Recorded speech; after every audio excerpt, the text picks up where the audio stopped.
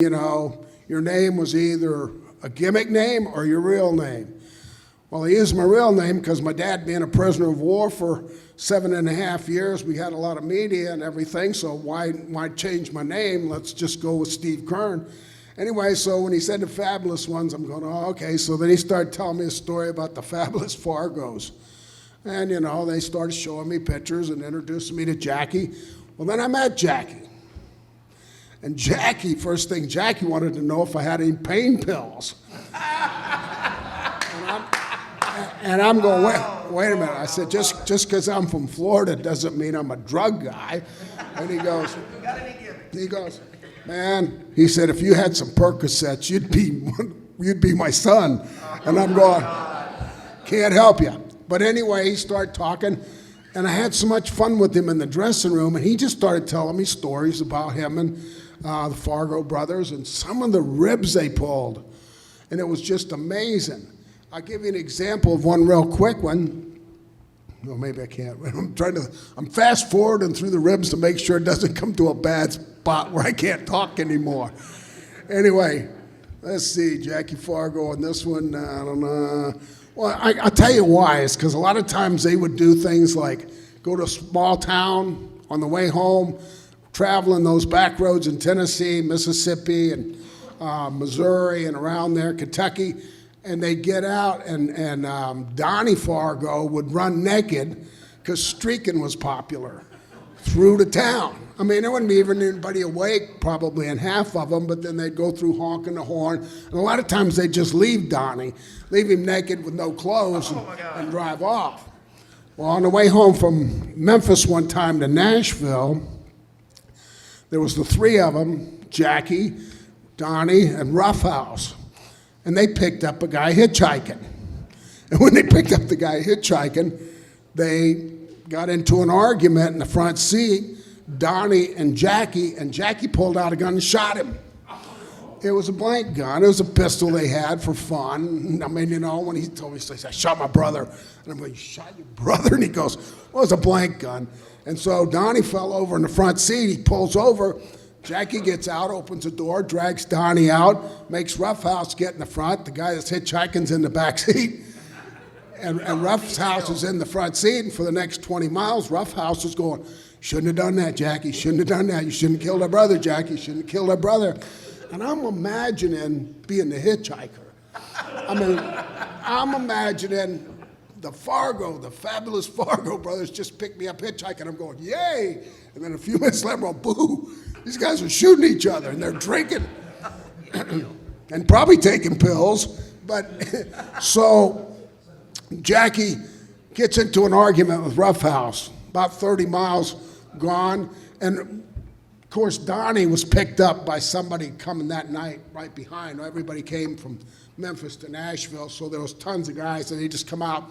I'll tell you later about me leaving Terry Taylor and Jacques Rougeau on the side of the road. They just pick you up if they see you walking. So Jackie gets in an argument with Roughhouse. Shut up. I killed him, and that's it. You shut up, or I'll kill you too. And he kept on and shot Roughhouse. Pulls over, he drags Roughhouse out. So then he tells the guy, get in the front seat. The guy gets in the front seat.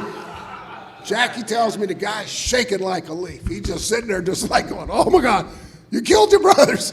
And he goes, shut up, I'll kill you too.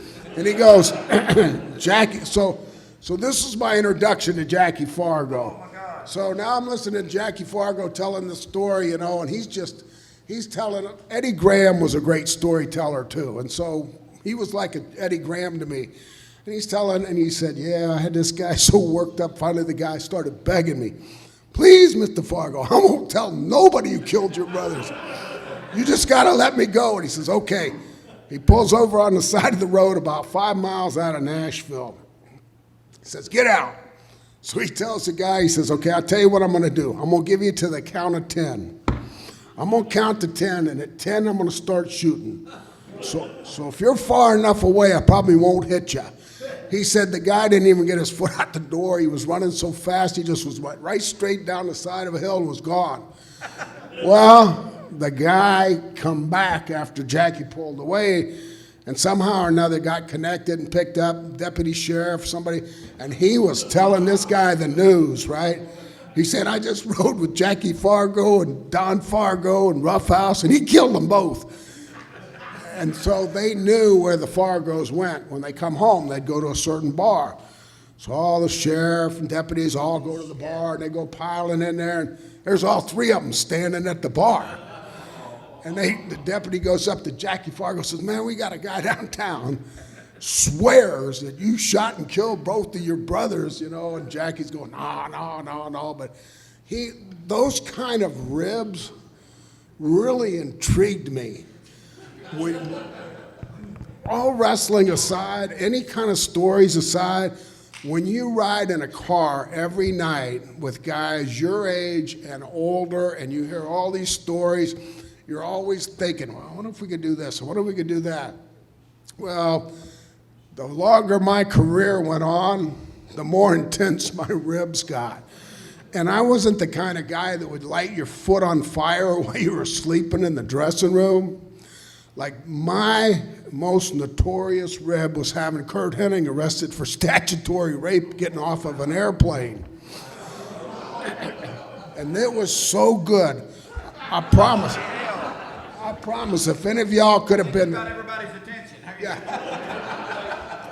Real quick, I'll tell you, it was like, we're in Memphis, Tennessee, and the Fabulous Ones, we were really over. And don't get me wrong, it wasn't because of us. It was because of the history of the Fargos that we were over. We were miniature Fargos from another era. And so the people endorsed us, but Jackie and the Fargos are the ones that really endorsed us and made us. And when Keirn Hennig was a real close friend of mine, I'd worked the AWA with him, and he came to Memphis, and I was a kind of wrestler that when the matches were going on, I'd sit in the back with the cops. They had the best stories. The guys that would walk you to the ring. In some of these cities, they'd tell you the stories of all the criminals out. This was way before bad boys, what you gonna do? This was the real deal. And so I made friends with all of them. I made such good friends with them, I would ask them if they would do me favors, not like get me out of jail, but maybe put one of my friends in jail. Oh, boy. I love it. So I said to this one guy, I said, listen, Keirn Hennig's coming to town. I'd really like to do something really monumental to him. I said, something he'll never forget, because he's getting kind of a reputation as being a ribber. So he said, well, I'll get a warrant, and we'll fill it out.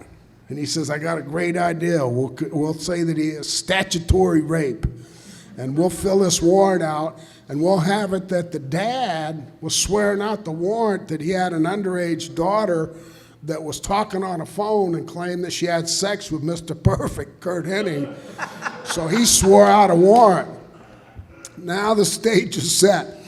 This is before security and 911. You could walk out at the airport to the airsides and watch people get off the plane.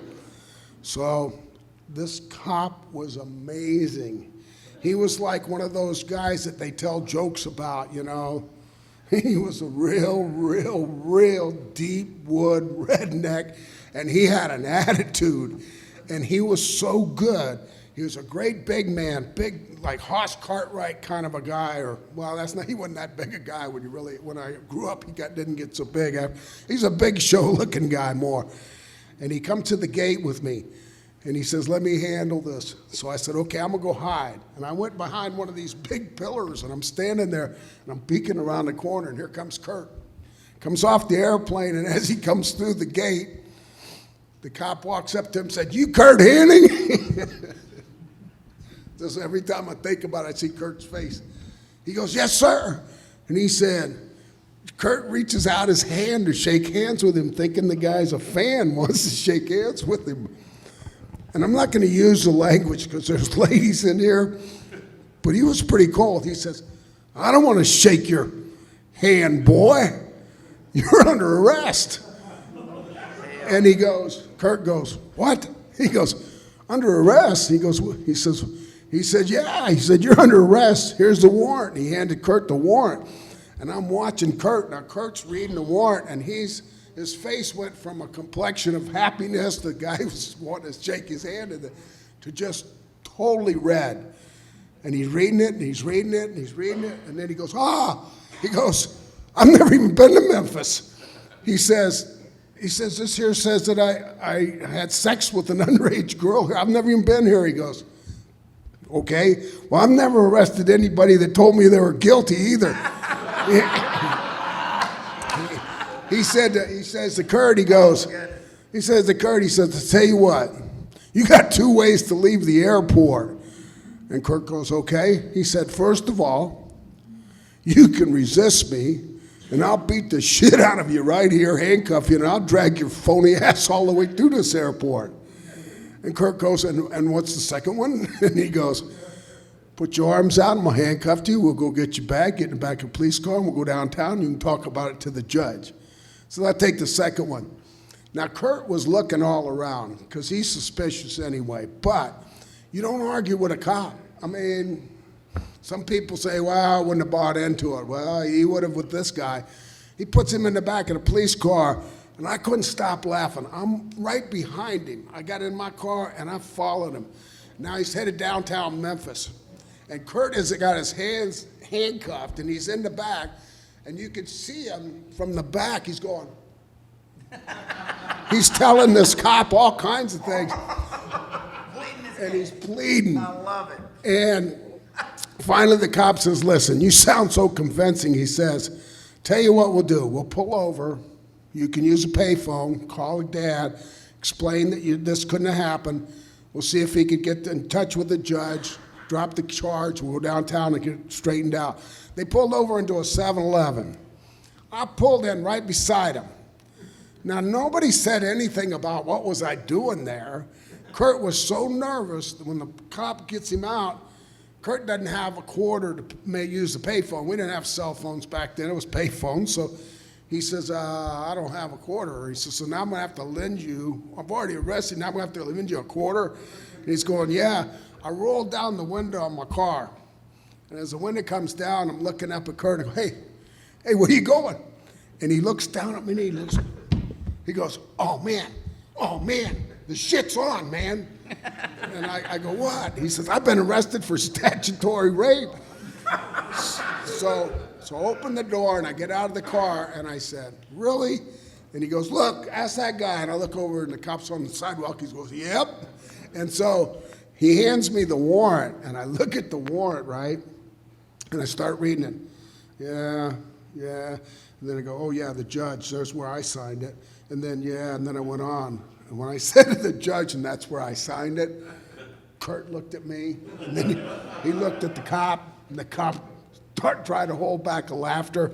Finally busted out laughing. I took off running. We went around that 7-Eleven about 4 times. He was chasing me with handcuffs on, and he was cussing me, but he was really so happy that he wasn't really in trouble that it went from a mad chase to a laughing chase, and then, but for the rest of Kurt's life, I was a target. I was the biggest target when we were in the WWF together. No matter where we were at, he was real close friends with Wade Boggs, and so was I. We'd go to a Christmas party. He was targeting me one night to shove me in the swimming pool while everybody's dancing. Then he said, I thought about it, but I knew that it would be your turn. And that wasn't good enough to follow statutory rape, so he didn't really get a chance to get me back. Let's give it up, man. That was a great